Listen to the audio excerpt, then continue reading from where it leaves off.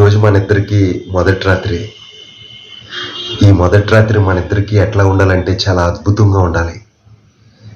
మన మధ్య ఎటువంటి భేదాభిప్రాయాలు దాపరికాలు ఏమీ ఉండకూడదు. నేను కాలేజ్ చదివే టైంలో నాకు ఒక గర్ల్ ఫ్రెండ్ ఉండేది. కానీ మా ఇద్దరి విషయం వాళ్ళ ఇంట్లో ఒప్పుకోలేదు. తనకి వేరే వాళ్ళని ఇచ్చి పెళ్లి చేసేసారు.